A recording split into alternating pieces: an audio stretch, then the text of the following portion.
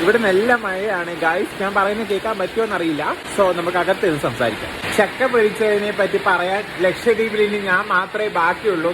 ലക്ഷദ്വീപുകാരുടെ ഒരു favourite snack എന്ന് വേണമെങ്കിൽ പറയാം ചക്ക പൊരിച്ചത്. ചക്ക എന്ന് വെച്ച് കഴിഞ്ഞാല് നമ്മുടെ കടച്ചക്കയാണ് സംഭവം. ഞങ്ങളുടെ ഇവിടെ മറ്റേ ജാക്ക് ഫ്രൂട്ട് ഒന്നും ഇല്ല. ബട്ട് ട്രസ്റ്റ് മീ ഗൈസ്, ഞങ്ങളുടെ വീട്ടിൽ എപ്പോ പൊരിച്ചത് അൾട്ടിമേറ്റ് ഫ്ലോപ്പ് ആയിട്ടാണ് ഉണ്ടാവാറ്. ബിക്കോസ് ഒരു ഐഡിയ എല്ലാം തോന്നുന്നു അത് പൊരിക്കാനായിട്ട്. പക്ഷെ ഇപ്പൊ വീണ്ടും പൊരിച്ചുകൊണ്ടിരിക്കുകയാണ്. ഇതെങ്കിലും കുളമാവാതിരുന്നാൽ തീർച്ചയായിട്ടും ഞാൻ റിവ്യൂ പറയുന്നതായിരിക്കും. സോ ലെറ്റ്സ് ഗോ, നമുക്ക് നോക്കാം. അത് പൊരിച്ചുകൊണ്ടിരിക്കുകയാണ്. ഇതാണ് കട്ട് ചെയ്തത്. ഇങ്ങനെയാണ് ഇത് ഇടുന്നത്. ഇതെങ്കിലും നല്ല രീതിയിൽ വരുമോ? Please answer me.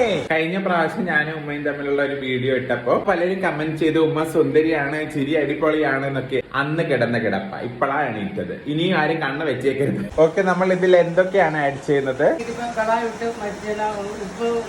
മഞ്ഞളം പിരട്ടി വിടും. മഞ്ഞൾ വായിച്ചതിന് ശേഷം നാമത് നെയ്ത്ത് ഉപ്പും മഞ്ഞളും തേക്കാൻ കിട്ടിയിട്ടുണ്ട്.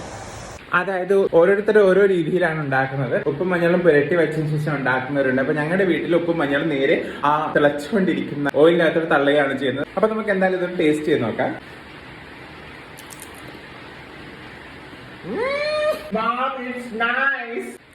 ഇത് കൊള്ളാട്ടോ. ഇതിന്റെ കൂടെ ബെസ്റ്റ് കോമ്പിനേഷൻ എന്ന് പറയുന്നത് ചൂട് ചായ, കട്ടൻ.